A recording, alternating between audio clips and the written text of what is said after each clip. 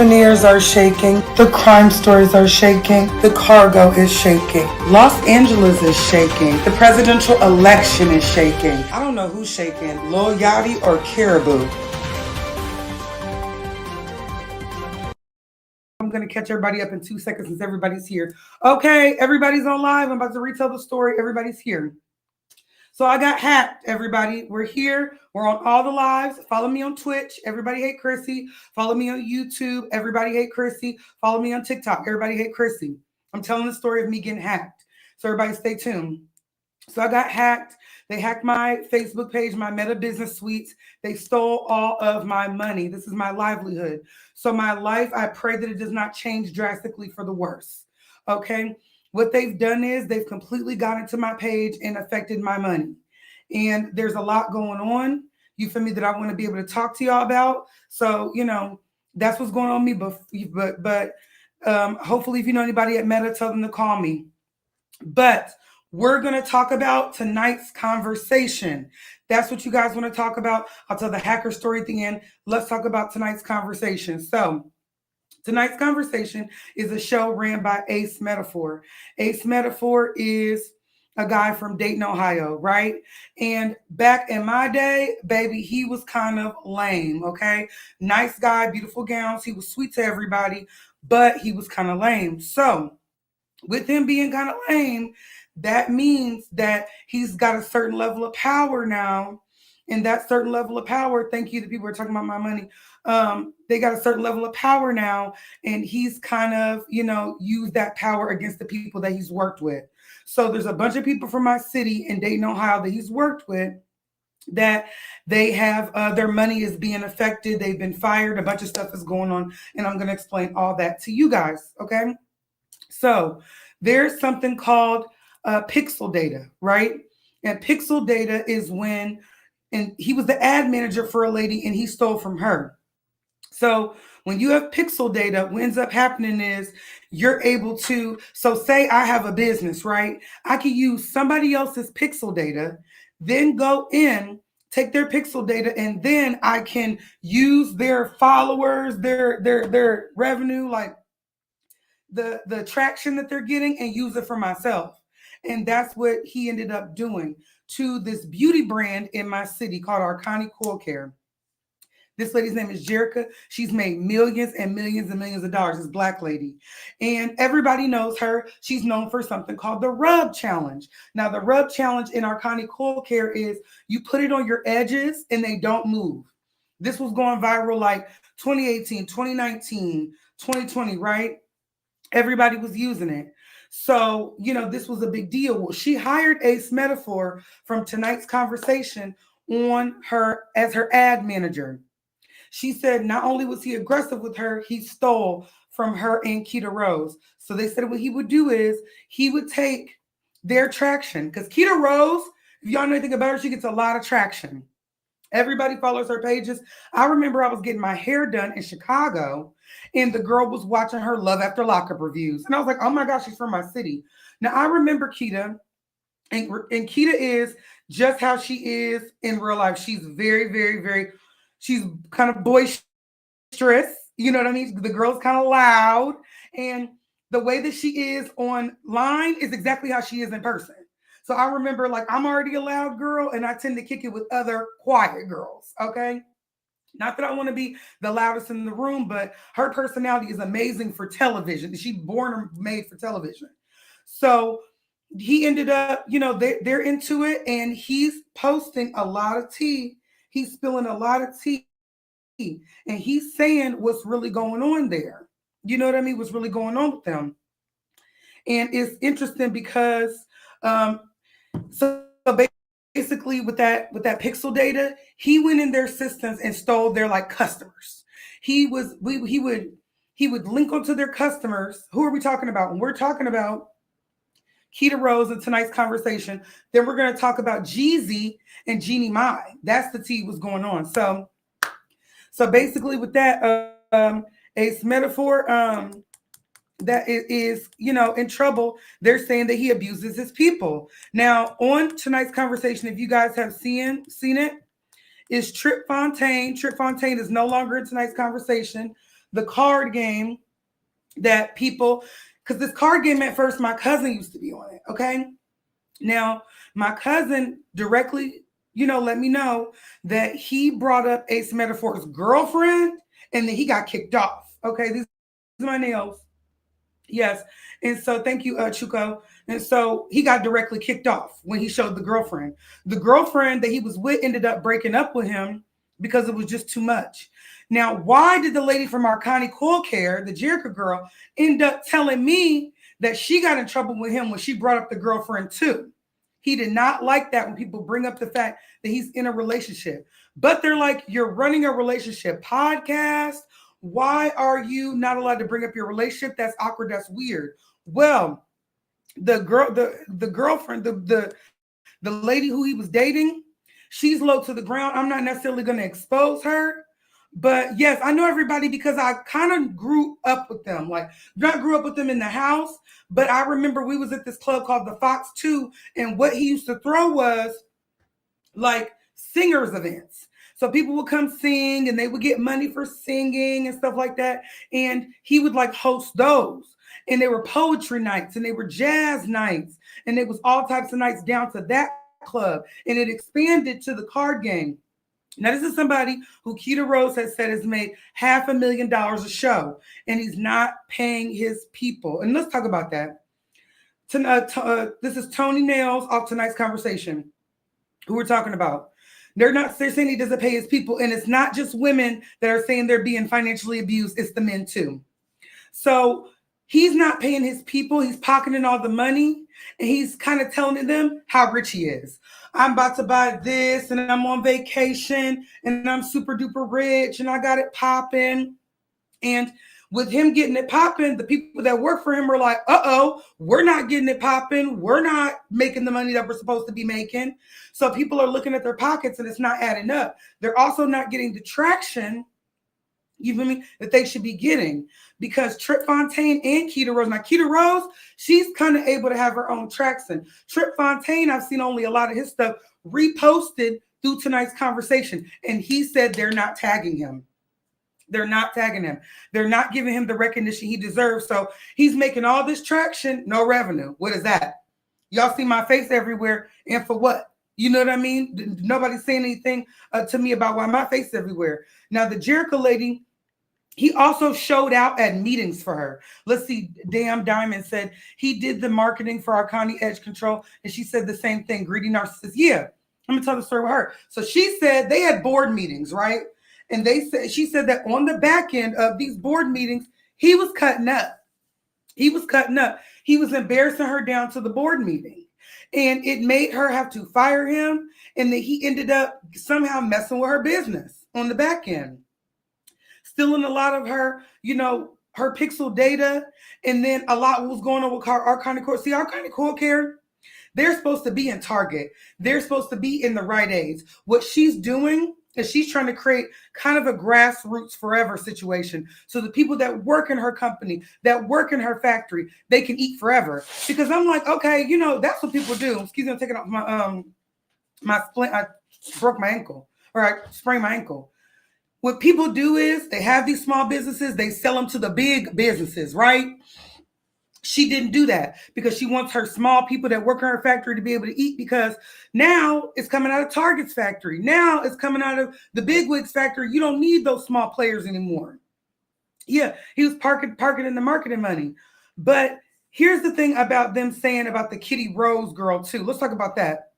So I know Keita Rose, but when I first saw that Kitty Rose girl, I was like, why she got her name? Is that her cousin? And I was like, yeah, that's got to be her cousin. That's got to be somebody related to her. She had to have brought her on for her to have her whole name. And I said this in my video. First of all, y'all are never going to be seeing me sitting next to somebody named Everybody Loves, Everybody Hate, Everybody Kind of F with. No, ma'am. No, ma'am. I would be like, what are we doing here? Because you don't need to have nothing close to my name for us to be sitting on the same panel, baby, unless you're Chris Rock. I don't want to be sitting on no Everybody Love Krissy but me, okay? So I thought that was odd. Her real name is like Michelle or something, Michelle. That's not even her name. because her side dude has now come out. Okay. Her side dude has now come out. She's married. And Keita told the story about something that happened with her last husband. Now, let me regurgitate this story. This is C. Allegedly, according to Keita, that Kitty J. Rose girl got into it with her husband in Houston because she's really from Dallas. And when she got into it with the husband, they arrested her. She said they got into an altercation. Don't know if it was about a cheating sitch or something like that. And they got the tussling. Then she pulled out a gun. The gun went off. Now, according to the reports, nobody has passed away. Okay. They ain't say nothing about nobody passing away. So that's a good thing. But they did say that the cops came and arrested her and not him. So that should tell you a lot. If they did not arrest him, okay, then that lady's onto some things. Now, they said that she got 3, 4, 5 kids, couple baby daddies. They talking about she got 6 kids, 3, 4 baby daddies. And I'm like, okay, we have to watch as a community who we follow. Am I following the multimillionaire with the legit money all the way to my riches? Am I following the person with the good marriage all the way to me getting relationship advice? No, somebody said, Johnny Lewis said that whole show always had negativity was always on my negativity radar. Let me tell you, I never watched the show. I just watched the card game and they would ask questions and they had people from my city. So I would always see the commercial. But now that I know about that pixel data, I see why those ads were running so crazy. They had the ads from Keita Rose and they had the ads from Arcani Cool Care. I'm a girl. I'm going to have something from Dayton and I'm going to have some hair stuff in my algorithm. I'm going to have that in my algorithm. So the Keita J. Rose lady, her side dude is exposing her. He's saying that she wrote this long message when they was getting into it and, you know, why he broke up with her and stopped dealing with her. And she sent him a long apology letter, baby, basically saying I shouldn't have did that. I shouldn't have treated you like that. And she's been mum's the word about that. So the show was good. Yeah, I can see the show still being good. I know the people that work at it, and I don't want them to lose their jobs. I'm just here to spill the tea, okay? I'm just here to spill the tea. That's just it. That's all. So don't judge me. But so she went on live crying, said she had to go to her prayer closet, and Keita was making fun of her. And she said, you know, she was the type of person that, you know, it was one of those things where she was able to, you know, get in and do those type of things. You know, she's able to do those type of things because she got this clout and she tried to move everybody out the way. Her trying to move everybody out the way got it to a point of, you know, being able to, you know, her trying to move everybody out the way got it to a point of being able to deal with him, deal with Ace Metaphor, or maybe on a personal level. Like if he ain't got no real girlfriend, you could do what you want with him. Now, Kitty J is saying that she didn't do that. She's saying that she did not.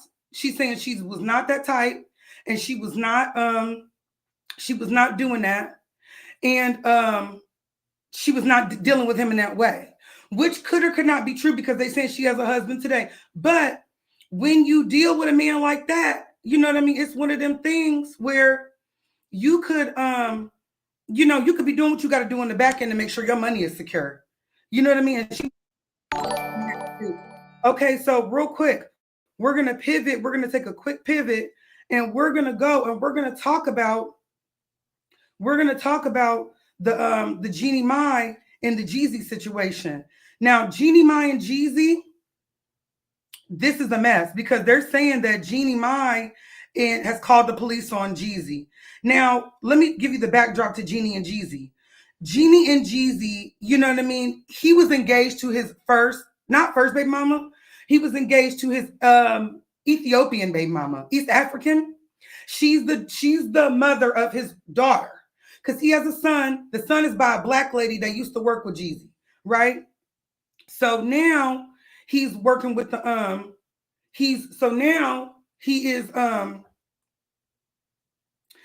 he was started being with Jeannie Mai. After that lady, he married that lady. So he was engaged to the Arabic lady for a really, really long time.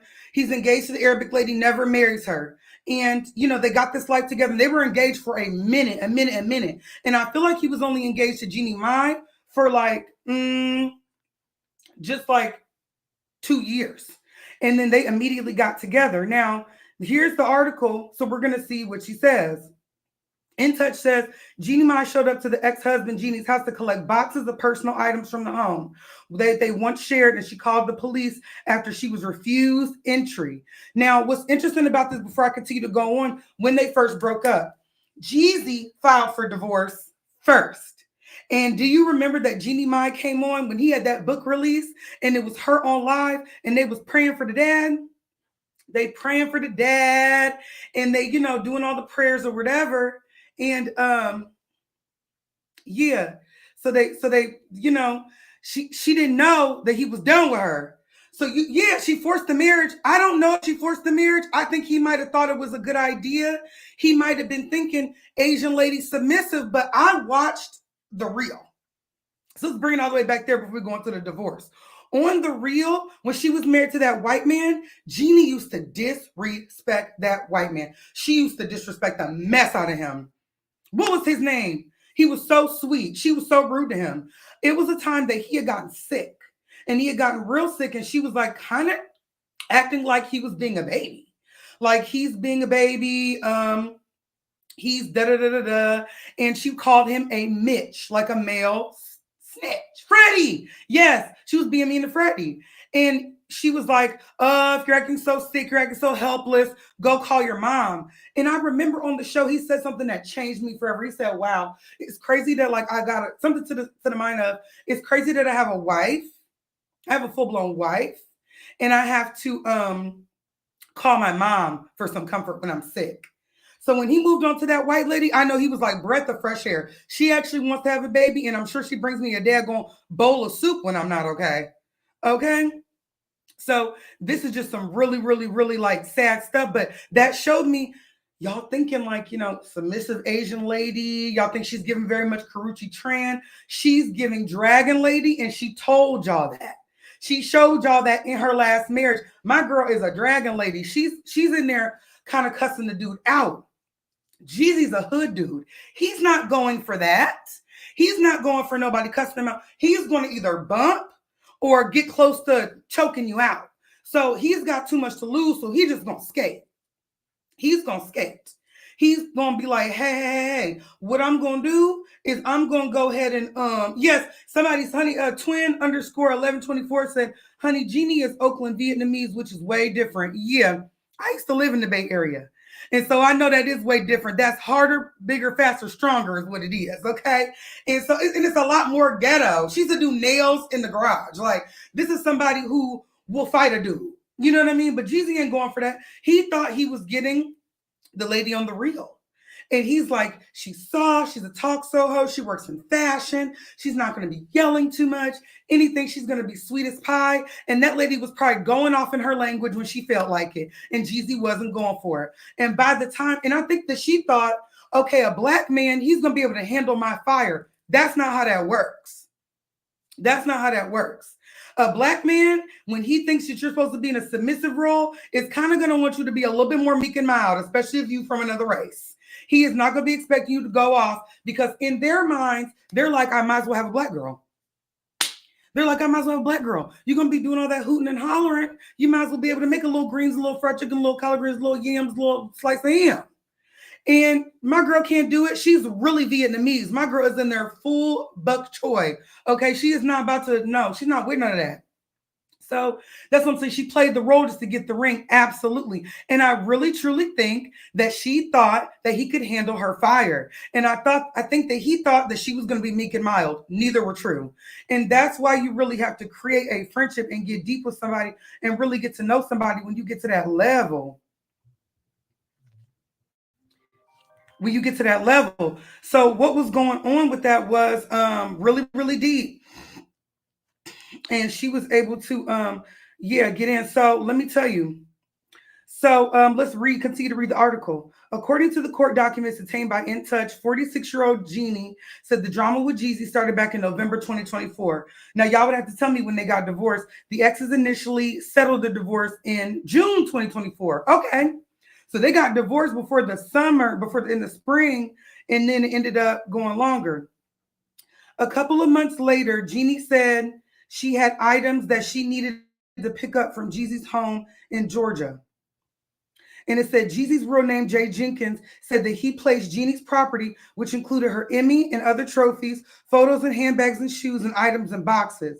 The judge ruled that Jeannie could pick the items up within 21 days from Jeezy's home. However, okay, so all her stuff was at Jeezy's house, and she was supposed to go get it. And maybe did she not go get it in enough time? Let's continue to read the article. However, Jeezy asked the court to modify the court.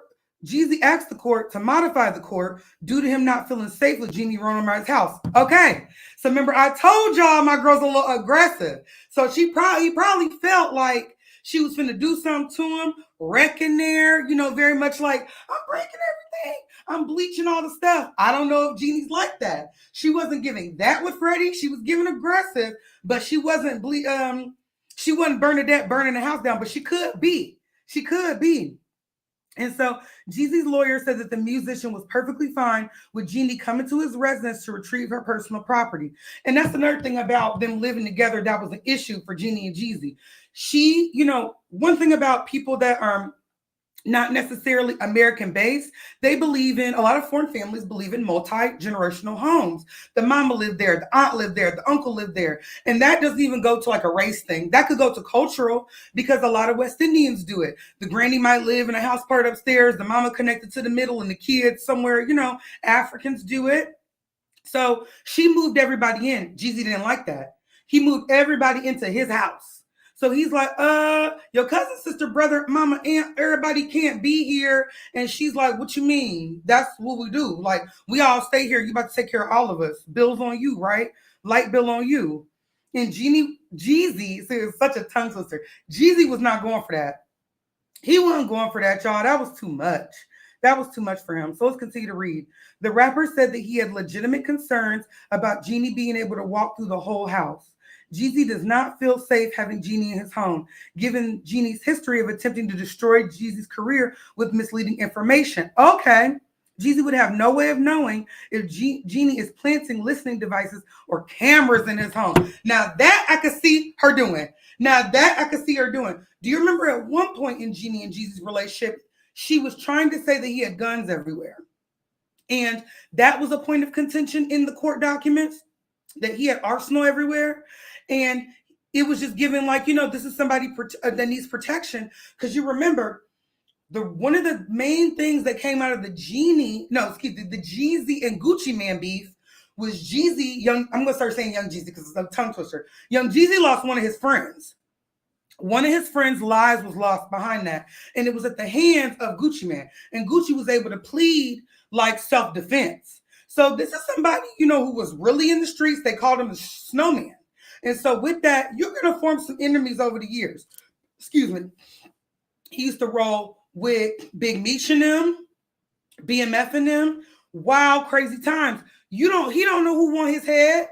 He's going to have protection in there for you and the daughter. And if the whole family there, the whole family too, because you don't want to kidnap the mama, you got to go get her. Who's going to pay for that? It's not going, the real is over.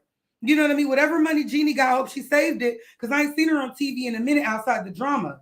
And that's one of the reasons why I think that she was like kind of thinking that was her last nest egg. Marrying Young Jeezy, that was going to be it. That was going to be the thing that was able to take her over, And so with that, she was able to, accrue some kind of stability. And he ended up leaving her. That's why I know he left her. She thought that this was her stability. And then when he tried to kind of slander her, now he's saying, I don't even feel safe. You're going to be watching the girls I'm dating, because he's divorced now. You're going to be watching the girls I'm dating. You're going to be watching the camera. Oh, she's on a game show? Jeannie do got some bread. It says, she said, yes, that video her brother took entered into court evidence. Yes. So she got her peoples going over there taking pictures. And Jeezy's like, girl, no, you can't come over there. Continue to read. Jeannie is angry about the party's divorce and she is revengeful. I can see that. That's hurtful. That's hurtful. You know what I mean? That's really hurtful when you think you're going to be married to somebody forever. And then they go and they're able to, they're able to go and they're able to just leave you. And there's nothing you can do. He's got the money to file divorce. He don't want to be with you. He was out. It was no talking about it. It was no question. He was done with her. And she was sitting there praying with his book, like, please bless daddy's book. And she wasn't ready to leave, you guys. She wasn't ready to leave. And that's hurtful to anybody. In addition to the mere presence of Jeannie inside Jesus' home and personal space, after the highly contested nature of the divorce case would absolutely destroy Jesus' peace and tranquility, as well as invade his privacy. Now, Jeannie, from The Real, fired back at young Jeezy, claiming that he doesn't feel safe in his home. She said her lawyers notified Jeezy she would be coming to the house December 9th, 2024. She claimed Jeezy said he had no objections to her coming to pick up her items that were packed in his garage. Jeannie said her lawyers asked for confirmation that Jeezy was going to allow Jeannie inside the home. Okay. Jeannie's lawyers said that their client had no intention of invading Jeezy's privacy or placing any record devices in the home, that she simply wanted to make sure she didn't leave anything behind. Jeannie said that she arrived on December 9th with her movers at Jeezy's home. So she had to move out. She had to move back into where she was going to go with her baby. You know what I mean? And that's super sad. You can even tell he was over it. When you guys look at this picture, when you guys look at this, his face, look at his face. She's smiling, and you can tell he's not. He looks ready to go, okay? The house manager continued to refuse to let Jeannie and her movers allow access into the garage. So Jeezy has a house manager. He has the money for that. And the house manager said, you got to be quicker than that. No, ma'am, So, you can't get into this house, baby, no, ma'am. And so, and refused to let Jeannie and her movers access the garage. The fact the house manager called Jeezy, who again confirmed that Jeannie and her movers were not allowed access to the items, which I think is wrong. I think that he should have put her stuff, everything that was hers, the house manager should have organized for it to be kind of in the driveway when the movers came.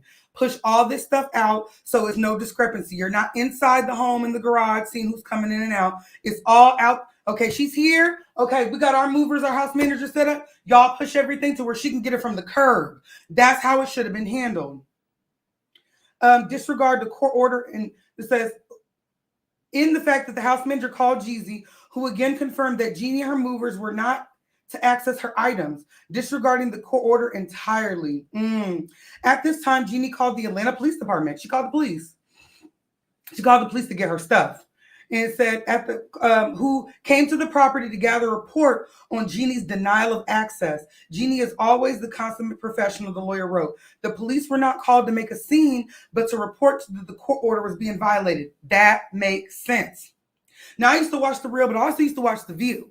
And Sunny Hostin is the lawyer. And she and Ebony K. Williams used to always say, there's divorce battles, and those are dirty. No dirtier battle than child support. So this has got child support and divorce wrapped up in one. She's trying to get her stuff. She's got to call every single move. So I'm kind of not mad at Jeannie. I know it looks better calling the police on a black man. He wasn't there. And she had to call the police to get her stuff. And so it could be court order documented like, hey, I tried to come this day, this time, I was denied access. So that's what I'm saying. Blogs can make things look kind of bigger than they are. Like she called the cops on him, y'all. That's not good. But no, she called the police because she kind of had to for the documents. So when the police officers informed the house manager that it was a court order was in fact being violated, the house manager then had to shift into gears and create a new barrier to entry. Next, the house manager, at the direction of Jeezy, refused to allow anyone on the behalf of Jean to enter the home unless they signed an NDA. To note, there is nothing in the court order that states the language regarding non-disclosure agreements. So the house manager was not playing. She was on her Zoom at 10, period. The house manager was like, look, okay, all you could do is make sure that the stuff is together, okay? She was like, look, what you got to do is you got to sign this. You got to sign these papers, baby. You know, sign them papers. Okay? Yeah, Jeannie had to run and find out because his house manager was on ding, okay? And so they was like, you got to sign an NDA. Again, not in the court order that she would have to sign an NDA to get into the house, but you see what everybody was doing. Jeannie said that when she was allowed in the garage, she saw that her boxes had been damaged Ooh, I think then the report said that they had gotten wet. So the box is damaged. She said that Jeezy's lawyer previously praised the rapper in court for the condition where he maintained her belongings. So Jeezy's lawyer had told Jeannie, like, the stuff is pristine, your stuff is good and ready to go. You'll be able to get it. Her stuff was not pristine. Now, this is somebody that works in fashion, okay? Remember, she used to be on like one of those fashion networks teaching people and helping people dress. So as a stylist, this is somebody that has pieces, designer pieces, thousands of dollars worth of pieces. This is not somebody that has a closet full of Fashion Nova, okay? A closet full of Shein. She's got Gucci, Louis, Prada, and if it's destroyed, I hope she had insurance because that's a couple bands. So she said, Jeannie said her items, which carried immeasurable personal value, were left in disarray. The boxes were wet, with water having soaked through the boxes, damaging personal items. There were mouse traps set in the garage, presumably set for mice, which had eaten through some of the boxes. Jeannie's lawyers wrote, many of Jeannie's awards were broken and scratched. Oh no, because you guys remember she has Emmys. So Emmys are expensive. Emmys are serious. Her stuff was messed up in there. Emmys were scratched, or allegedly, but it just says her awards were broken and scratched. If my Emmy award was broke, comatose. I would be so, because how do you get that back from the Academy? That was ages ago. Jeannie Mai said that young Jeezy had caused her to incur significant legal bills due to his refusal to abide by any court order. Jeannie denied she was angry and revengeful following the split. Her lawyer wrote, the only part that seems to be angry and vengeful is Jeezy. A judge has yet to rule on the back and forth. As In Touch previously reported that back in September 2024, she filed a petition accusing Young Jeezy of contempt. Jeannie accused Young Jeezy of failing to comply with certain terms of their divorce settlement, specifically claimed that he owed her money for daycare and rent expenses. Young Jeezy denied these allegations, saying that it was disheartening that his ex would make such a blatant misrepresentation in court. He claimed Jeannie had filed to provide proper receipts for expenses. Okay. So she allegedly zhuzhed up the receipts, according to him. She was saying that she made stuff look more expensive than it was. And I'm like, wow, these two are going at it. They are going at it boots. And it's one of those things where, it's divorce gets ugly. And you start out super in love with each other, but you want to have your paperwork together beforehand. You want to be able to say, hey, I was in love with you and we were able to have a life together that got us to where we needed to go. And that life is going to allow us to be able to take it to new heights. But baby, it looks like, she was definitely shaded, in her stuff trying to get back with him. So, that's a mess.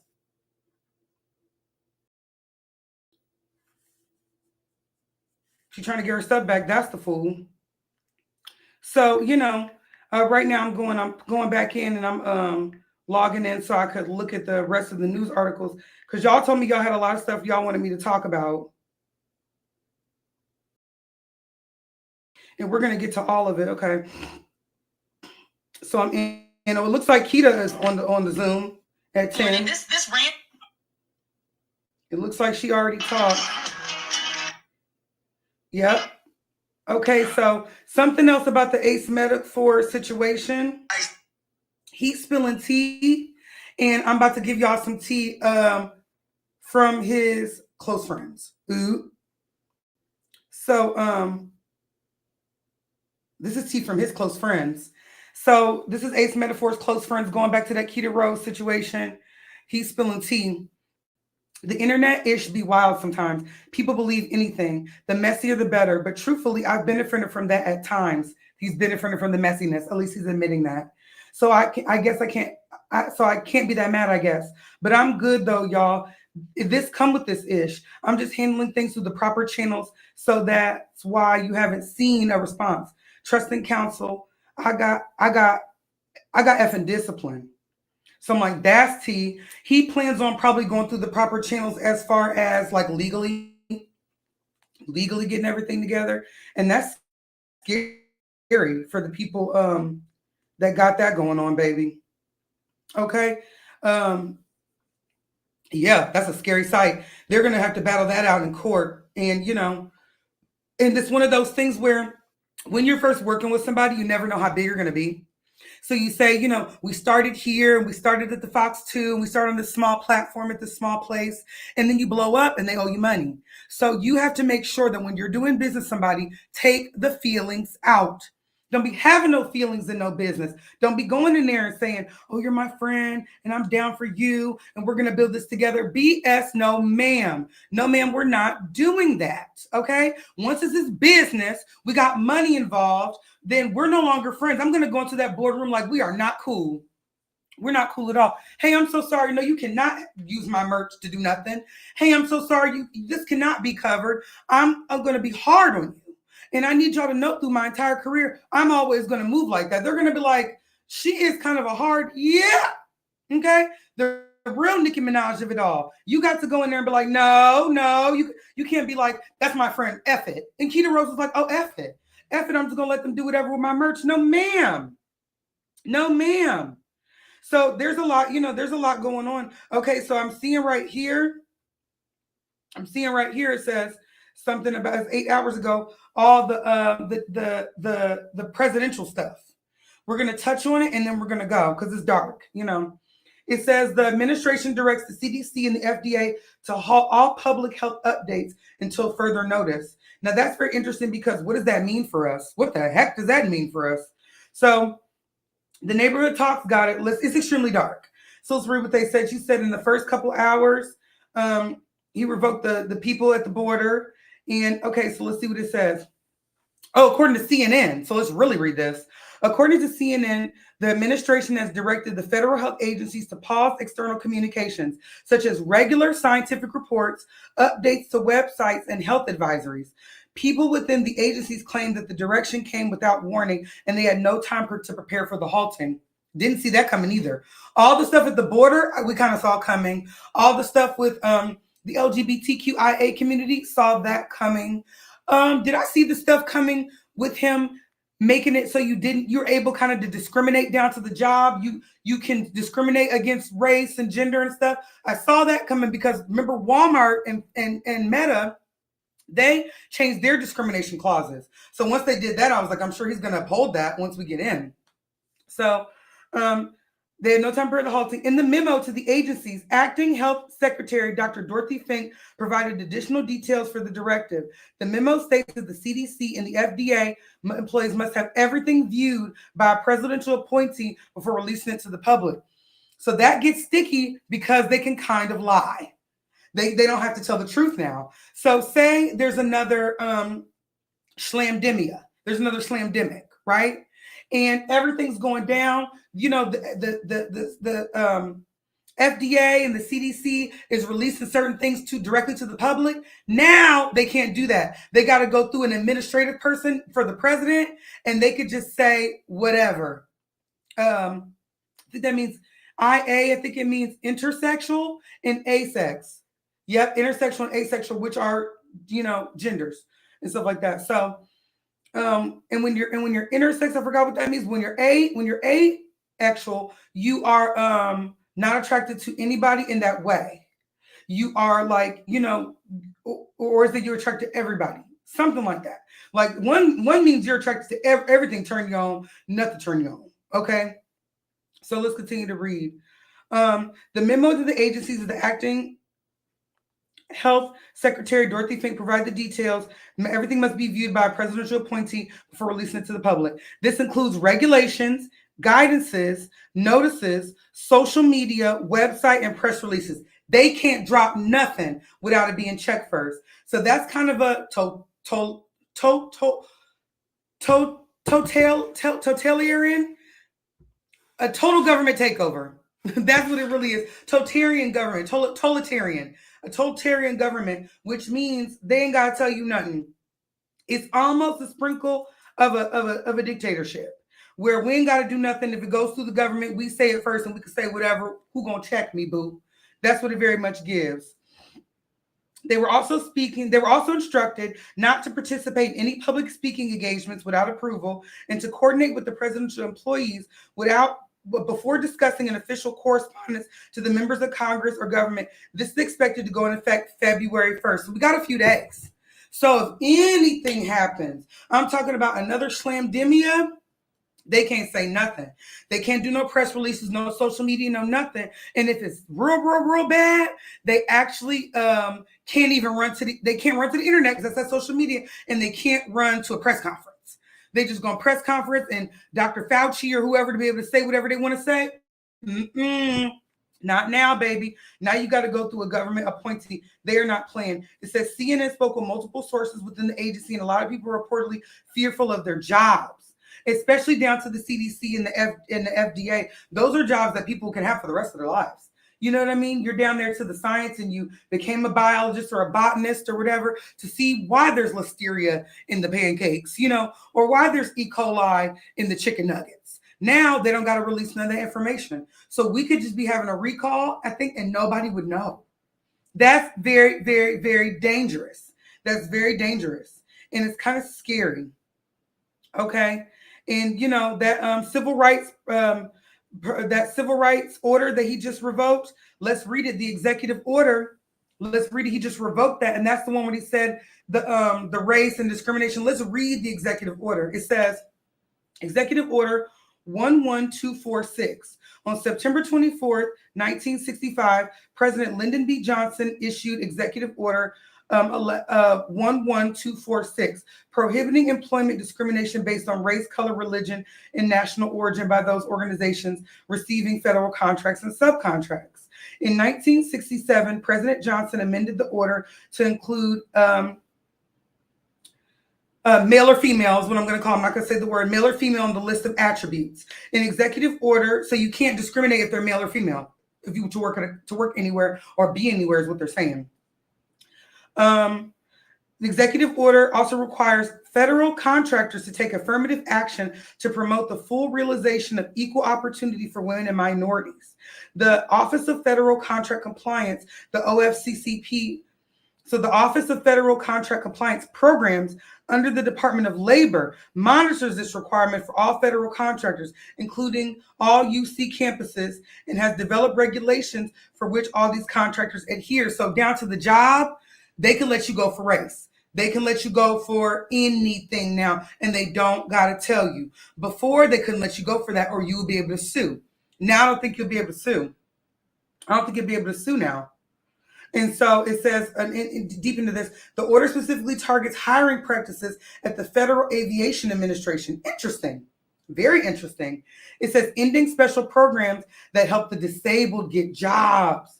The president claimed such programs prioritize diversity over safety and excellence. Ooh.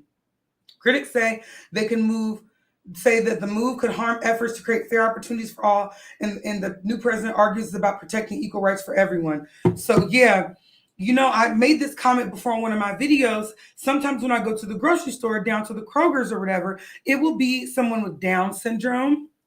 It will be somebody disabled, you know what I mean? And they will be bagging groceries and or with any form of autism. And I love to speak to those people, and I make sure I say their name and their name tag. And I'm super sweet about it. Hey, Jerry, how are you today? Thank you so much, Jerry, for bagging my stuff. I appreciate you. You know what I mean? My name is Krissy. You have the best day. Like, I'm super, super, super nice because I don't play that. I don't play no bullying, and I don't play no discrimination against the disabled. Now, they don't have to hire those people. It's going to have to take the heads of the companies to say, like, hey, we're still holding up our practices and we're still going to hire those people. We're going to literally go in to our own systems and make sure we secure something for those people, because now they don't have to. And when you don't have to do those kind of practices, that saves you money on what? Insurance.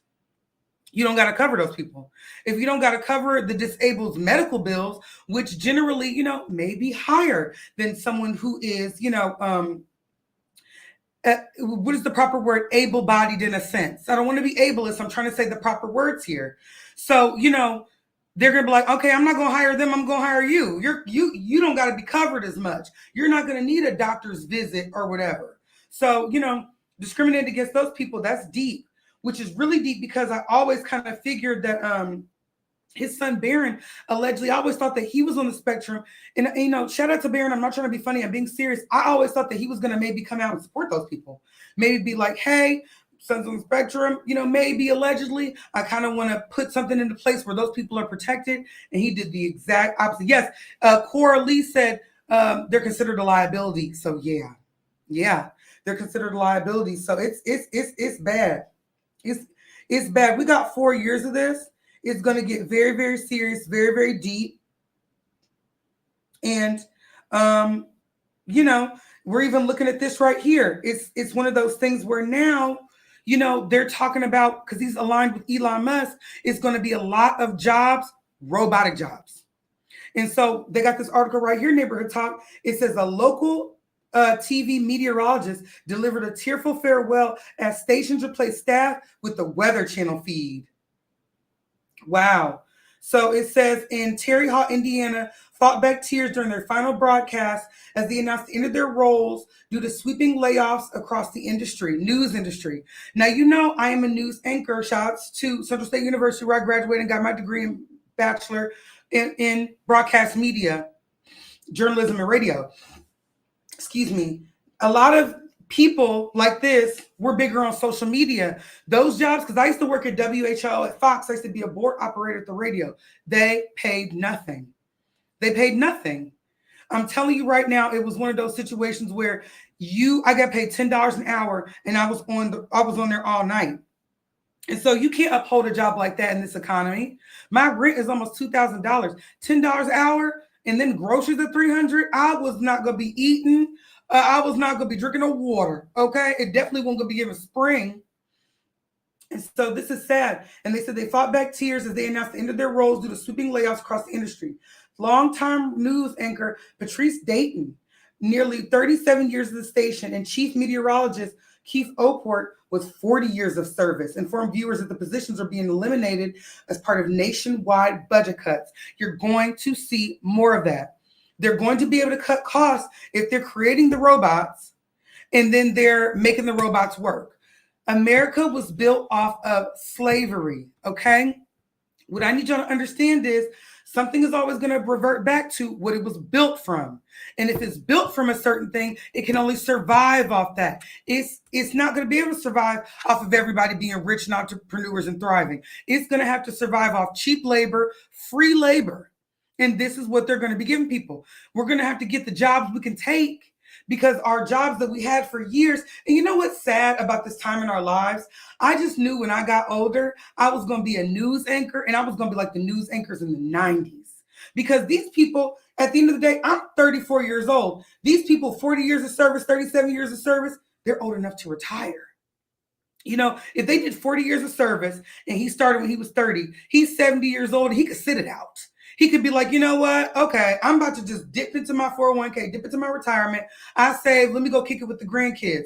I ain't even got no husband, no kids yet. I'm trying to do my thug thizzle and blow up my platform. And the platforms are getting swept away. Like, this is scary. The television business is changing everywhere, Dayton solemnly said, explaining the difficult decision by their parent company, Allen Media Group, to restructure. The layoffs will impact meteorologists and nearly 24 stations across the country. That is a big deal. Huge deal. Huge deal. Dayton remained composed until the emotional end of the broadcast when she grabs Obert's hand for support. For the final time, good night and sleep well. As the screen faded. Wow, that's so sad. The cuts reportedly affecting at least 50 to 100 meteorologists. Oh my goodness. We need our meteorologists, you guys. Shout out to Jamie Simpson, the meteorologist at Dayton. That was mine growing up. Loved him, looked up to these people. Being a meteorologist, you guys, oh my God, back in the day, that was one of the most honorable jobs. It was like you went to school and you really, really, really studied weather patterns. And that was not a play job. Meteorologist was a very serious job. So for 50 to 100 of them to lose their jobs, what are they going to do? That's a very specific niche. What are they going to be a painter? That's really tough. And it says, are part of the shift to centralized weather coverage from the new national hub in Atlanta, led by the Weather Channel veteran Carl Parker. So let me read that again so I can fully grasp it. The cuts reportedly affect at least 50 to 100 meteorologists and are part of a shift to centralize weather coverage from a national hub in Atlanta, led by Weather Channel veteran Carl Parker. Locally produced forecasts will be replaced with pre-recorded segments from Atlanta, with severe weather updates coming from the same hub. How are they going to keep up? How are they going to keep up? I could be having like what Lil Kim say, I could be having a monsoon in my city in Atlanta reporting about the tornado somewhere else. This is a very, very, very specific niche. You know, it's almost down to your city. I'm from a city where it could be raining across the street. And I've seen it. I stood outside on my porch and it was snowing and raining across the street. That's how different weather patterns can get, specifically, you know, in each city. So for them to kind of shut that down, that could get very, very scary for people. It's a scary time. And I'm going to read the end of this and then we're going to go because we're reaching an hour.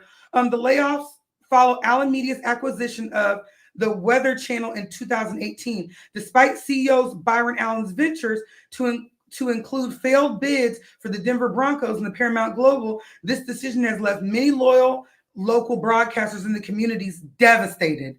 Devastated. People are older. And all they do is watch the news. And they got this one Atlanta hub telling them whatever. They're not going to know what to do with that. So this is some scary stuff, you guys. And we're going to have to all come together and just hold hands and cry because there's nothing we could do. He's already voted in. You know what I mean? That's it. That's all. You know, and it would have to be, you know, they've got the Senator John Featherman wearing shorts down to the inauguration. Like none of this is serious is what I'm saying. There are serious repercussions for what's going on, but I think something is going to do something and the government wants a confidential tea. It seems like they're putting it all out there now, which is scary and which is real. We're going to all have to come together. We're going to all have to kumbaya. All we're going to have is each other. We're going to have to provide each other jobs. Do you guys know with my page getting shut down, with me getting hacked on Facebook, I've got to get a job. I've got to start working for my friend Bree. Now, thank God I went to college and I have networking, and I'm not ashamed. I will go get a regular job down to the wherever. But it's one of those things where, you know, we have got to protect each other and see what we could do, see what we could build, because everybody doesn't have $1 million. Everybody doesn't have job security. And it's a time we're going to have to all stick together. So, guys, thank you for coming to my live. Yes, my Facebook got hacked. If you guys know anybody that has a way to talk to Meta to get into my Facebook, please do. You know, I sent my ID today. I sent my face, and I'm trying to get my page back. I'm trying to get them to contact me. I spoke to my agent. Shout out to Gigi Harville. She's going to try to get me in, and we're just trying to do what we can. But, you know, it's one of those things where they hacked me because I thought it was a brand deal. I wish I never did it. And, you know, it changed my life because of it. But we're on Twitch. Follow me on Twitch. Follow me on YouTube Live. Follow me on all the lives because we're on there. We're going to be on TikTok Live. We're going to be, you know, once I get my Facebook back up, we're going to be on Facebook Live. And we're going to be doing it, tuning it. We're going to be doing it, tuning it. And somebody said, Jezebel said, I'm broke. All I do is pay bills. I don't even want to work, like, dang. And that's so real. That's so real for what we got going on. You know, it's a scary time. I know someone that works for Meta. I would definitely ask him. Marquita Jackson, please write me down. Write me down to the Instagram. Everybody, hey, Krissy, DM me. Write on one of my pictures. Write me on TikTok. You know somebody that works for Meta, please have him hack into my stuff, log into my stuff, and get this back for me because you guys, that was on my money. That's where I made $10,000 a month, 11, 15, and I didn't save any of it.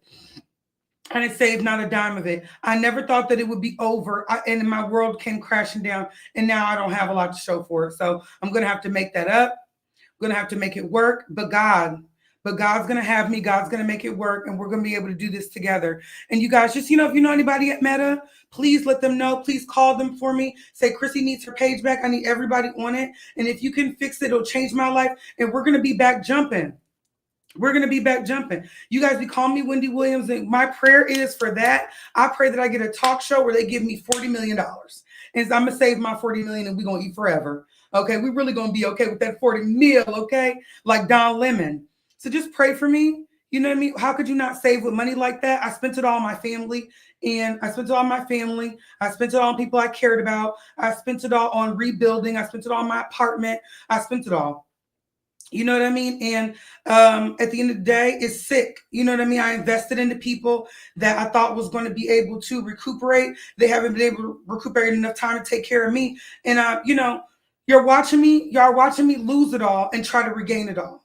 So stay with me. It's like I don't want to cry. I don't want to cry because I've been crying for the past like weeks, y'all. Like lesson learned, but it's really changed my life, and it's made me be like, I have to cherish. Millions are coming, merch is coming, streams coming soon. Thank you, my best friend, pure perfection underscore said, like, we're really going to, and it's like TikTok in the 79 days, like, what's going on? Will y'all really just pray for me?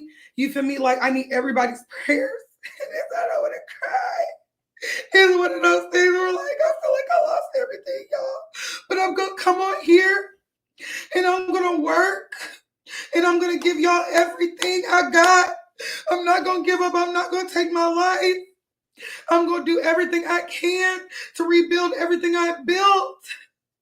And I really want it back. But I know that God is just trying to redirect me and make it so maybe I go into Twitch and I get money like Kai Sanat.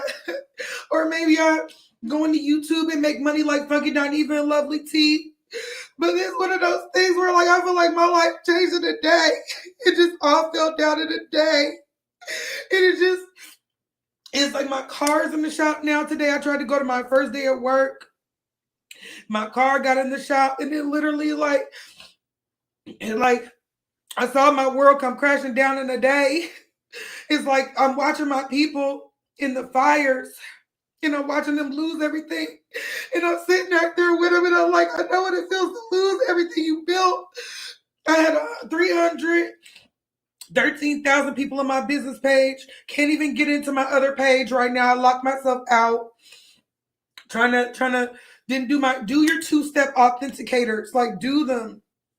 Because you'll be able to retrieve your stuff. And I didn't do it in enough time. When shout out to Mark, my neighbor Mark. And he came in and he put my whole thing together. Scoots Bronson, follow him, follow Scoots Bronson. And he put my whole thing together today for Twitch. And it's like, I got like people around me that are helping me and trying to take me like to the next level.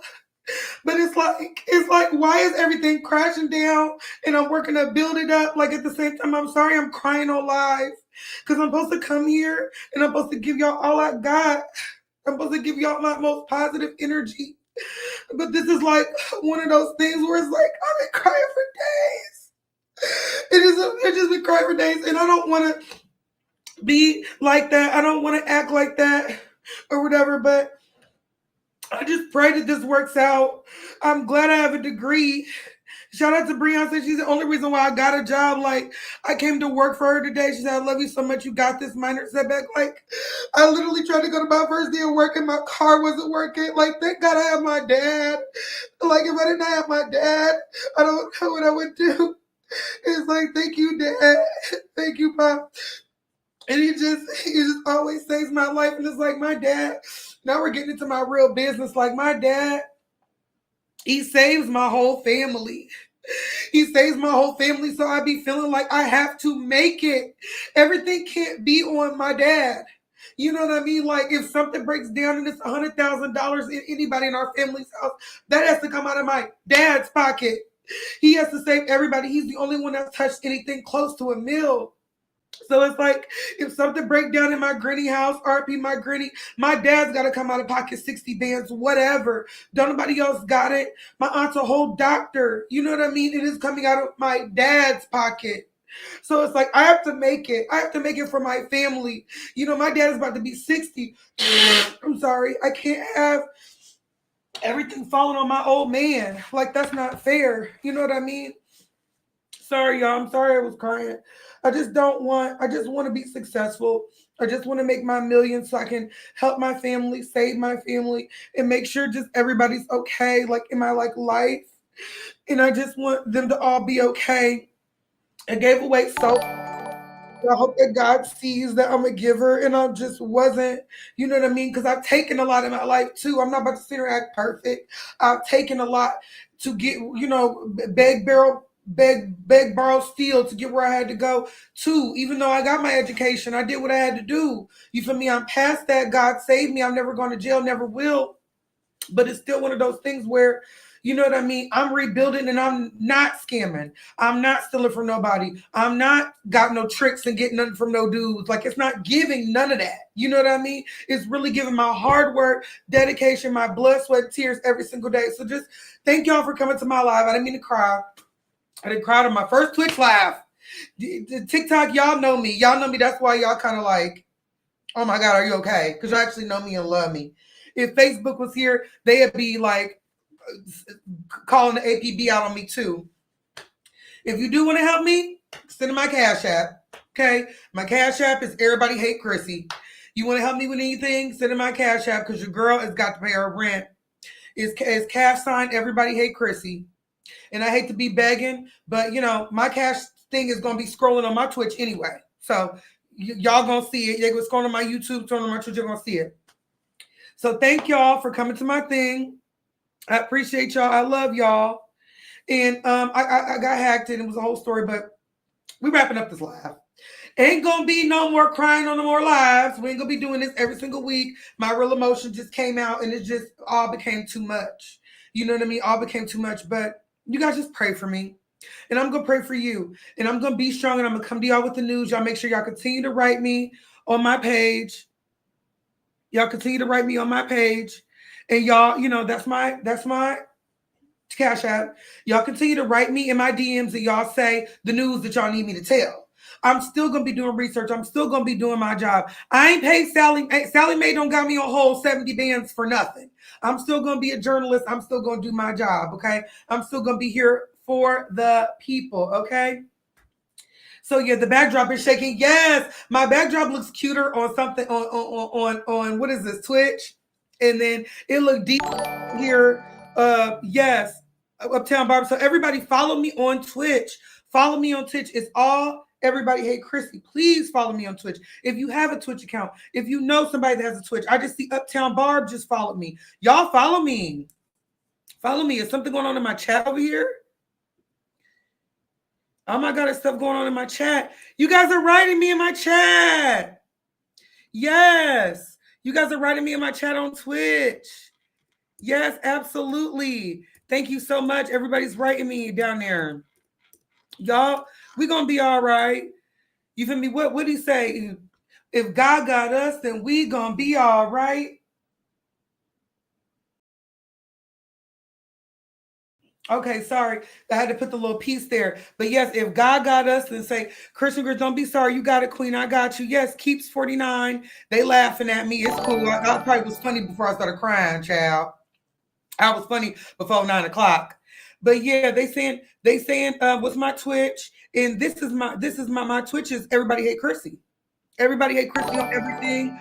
Follow me on YouTube. Everybody Hate Krissy. Queen Dora is now following me. Yes. So follow me on YouTube. And now my YouTube, I have 1 million views on there, but you got to have like 3-something million to be monetized. So y'all follow me on there. My watch time got to be longer. Yes, y'all all follow me on YouTube. Yes. That just made my day. You guys are following me. You guys are following me. I can see it. Yes, everybody follow me on YouTube. Spam me on that YouTube. I'm talking about everybody. Yes, thank you, Michelle Realtor. I just followed you. Y'all go follow me on everything, and I'll be back crying a different day. Or I won't be crying. I'll be just talking. I will just be talking. I won't be crying, y'all. Well, I love y'all, and I appreciate y'all. And I'm going to post my lives to everywhere, and y'all going to catch me soon. We're going to be back. Yes, I'll be back. I'm just going to YouTube. Yes, I'm about to get off the live. And we're going to be back. I'm going to make sure I do my lives way more often because this is probably going to be therapeutic for me. I'm going to need to talk to y'all. But like I told y'all got to send me the stories so I can have it prepped up. This tonight's conversation was just such big tea in my city. I was able to just cover it because it was just big. It was just big news already there. Or whatever. So y'all just keep it popping, and we gonna keep it. Thank you so much, Auntie Coco. We gonna keep it popping, and we gonna continue to do this. I love y'all, and you know, Thank you. I'm shaking right now. Yes, I'm sorry. Chaotic Sean. Thank you. I'm shaking right now. Girl, sir, I'm shaking.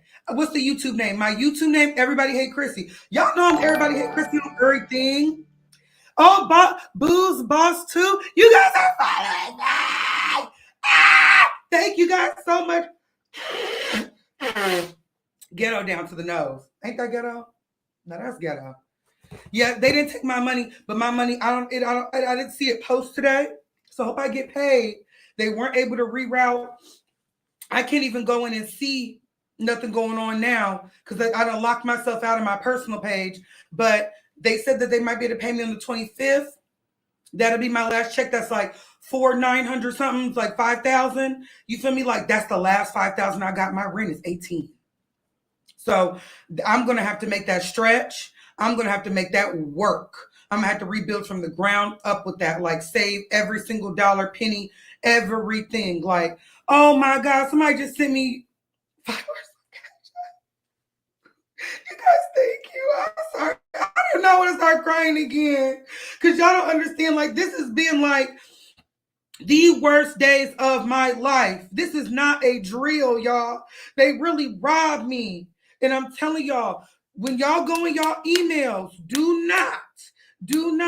God got you blessed, honey, but thank you. Whoever you don't deserve me sent me 5, a payment from T Holt 1. Like, girl, bye. T Holt, God bless you. Yes, we're not worried about your credit. I've never had a credit card. You feel me? I went down to the Huntington Bank and got my first one. The only credit card I ever had, and it messed me up, was Nordstrom, and I got that to fix my credit. It took me from a 690 something to like a 630 something. And it's like I don't know what to do with credit. I've been trying to get it fixed. My student loans are on there. And I got a Chime card. I tried to get a Chime card or whatever. And it's like, you know what I mean? I'm just trying to do my best that I can, but I'm going to be able. Something hit my credit, a medical bill. I got deliverance, y'all. Let me tell you my deliverance story and then I'm going to go. I promise y'all I'm going to go after this. So I got deliverance. Do y'all know what deliverance is? Deliverance is when you're in church and somebody prays a deliverance prayer over you and it kind of gets the demons out of you. Now, mind you, never thought I had any demons. Never thought I had anybody's demons, right? Y'all about to get this story. You're going to gag at this story. So never in my life did I ever have no demons. I've never been that kind of person to get bad energy, weird energy, none of that. So when I got the deliverance prayer, I was just like, this is going to be so good. Oh, I got a hat. Thank you. It's given like a, you know what I mean? I was going to be just like feeling better after this, closer to God, because I love God. And no, they did. It hit my credit and I didn't even know it was going to.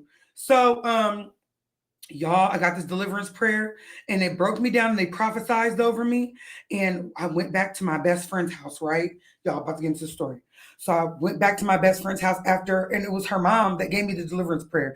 Now, this is a Puerto Rican pastor who's got Jesus on the main line. She's got Jesus' direct text. Okay. I'm going to get on the 5 a.m. prayer call with her in the morning. So she prayed for me. Cool. We went to eat something. I had bacon on the sandwich. Now I eat pork. Ain't nothing ever been wrong. Okay. And I'm telling them everything I'm going through. So I went back to my best friend's house and I'm feeling sick. It was like the worst stomach flu, nausea, vertigo. It was like the worst feeling rushed over me. You feel like you want to pass out. You feel like, send me to the hospital. Now I can't catch my breath, my whole body. I felt like my whole body was burning. I felt like my whole body was burning. Like it was the worst feeling ever. I stripped myself naked. Now, mind you, I don't flirt with people's husbands. I'm in the house naked. Her husband's there.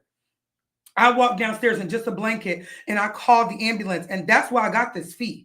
I called the ambulance and I got into the ambulance butt naked. I didn't have no shoes on. And this was February back then, so it was cold. I walked into that ambulance nude.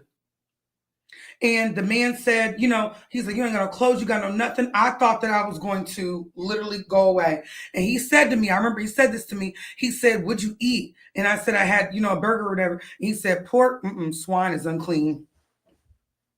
I said, oh my God. I said, all this is biblical. I go to the hospital. Now, when I go to the hospital, it's a man there and he did shrooms and he's losing it in the chair. They had to strap him down, call the police off him and everything.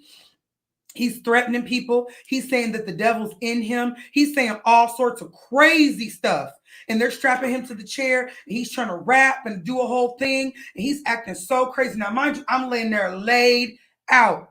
I told y'all I ain't had no clothes on. I'm just wrapped in my blanket. Hospitals are not warm. So I'm freezing in there, but I'm just like, Lord, excuse me, somebody get me a bed. Somebody get me a bed. Somebody get me something. And I'm like, passing out. So eventually they put me on a stretcher thing and they're able to give me like a little juice or something. Now, when they give me the little juice or whatever, swine is okay. No. Not in that instance. It was just giving, it just felt biblical in that moment. Christian on my YouTube. It just felt biblical. And the man is in there. I told you he's going crazy and he's yelling and saying the devil's in him, all that. And it's giving everybody is in around me is in a state of deliverance. Everybody's state of, they finally give me a stretcher because I fully fell off the chair. Ooh, I'm off the chair. I fully fell out. So it's like, she fully fell out. They got to put me on a stretcher. They get me a little bit of juice. They got to get an IV in me because I'm losing fluids and whatever. And they got to, I'm just, but this is a Detroit hospital. This ain't no Ohio, Miami Valley hospital where they're kind of about to kind of hurry up and get you to a room. At least in Ohio, you will be in a room. I was in the hallway with everybody else on a stretcher. Okay, in Detroit. So it's like, baby, when I say it was like I stayed there feeling the worst feeling in my life, her mama called me because I had my phone still. Her mama called me and she said, it's not food poisoning, Krissy. She said, it's deliverance. I forgot to tell you. That's whatever that was trying to attack you is coming up and from around you. It can't attack you no more. Bye. And I'm just like, it was the deliverance that did that to me? Just off of a prayer. That's how powerful spirits are. Spirituality. You feel me? That's what's going on. Clarissa Gilmore said, I need to be a moderator. We're going to talk that stuff. If y'all want me talking that stuff on my live, we can talk that stuff. Because I done been through some stuff spiritually. I done seen spiritual warfare. And this is trying to attack me in a sad way. It's trying to change my energy and make me feel like nothing's going to go right. Like I'm putting me in a space where it making me feel like I'm going to lose everything. I'm not going to lose anything. I'm about to walk into such huge abundance. And I know God just wanted me to get me to this space. Well, your Facebook cut off, so you ain't just going to do TikToks and Facebook today. You going to call Mark and have him put together your stuff along with, shout out to my sister's husband, Maximilian Miller. Shout out to Max. Max is on Twitch. Max has a Twitch following where I'm going to get you his Twitch name and I'm going to tell y'all my next live to follow Max. He put together, he's a follower on my Twitch. If y'all go to my Twitch, follow who's following me on my Twitch because he's the only one following me, I think.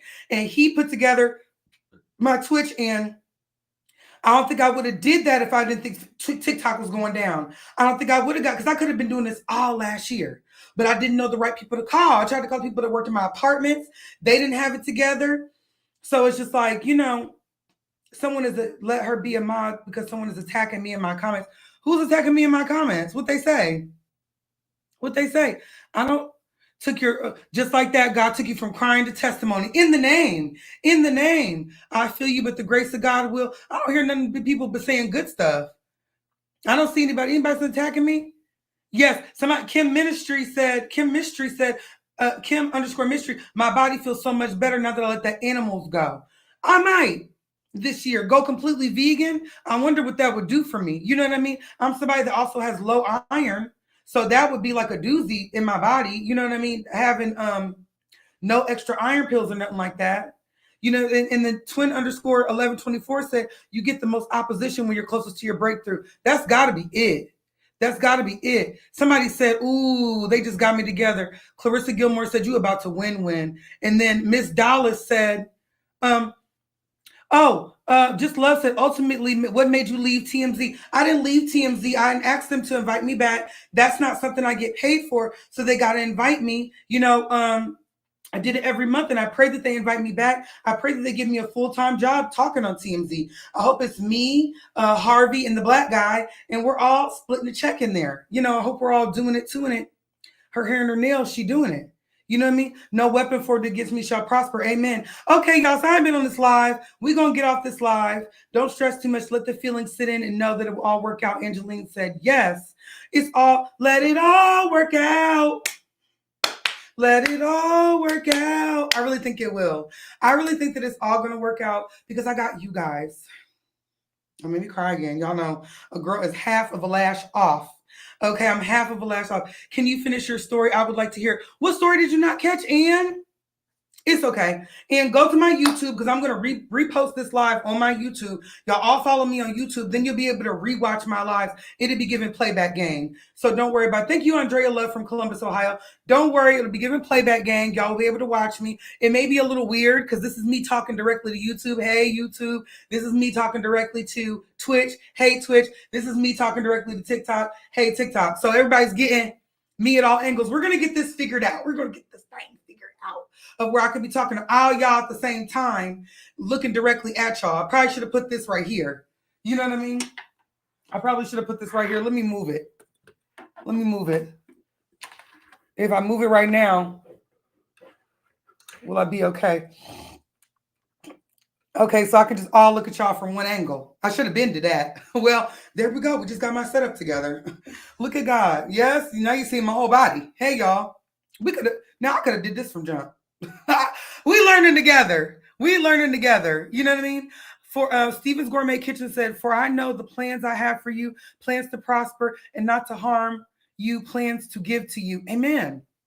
Amen. We're going to do great. And now that I just fixed that setup, we're about to do even better. Look how that just fixed. I can sit and talk directly to you, and it's not looking as weird as me looking off to the daggone side. But trial and error, y'all been here with me. I appreciate y'all. I'm going to get off this live, and I'm probably going to do a couple more TikToks or something. You know, I'm going to just work all night. And I appreciate y'all. God bless y'all. And we're going to be back soon. Love y'all. I really do.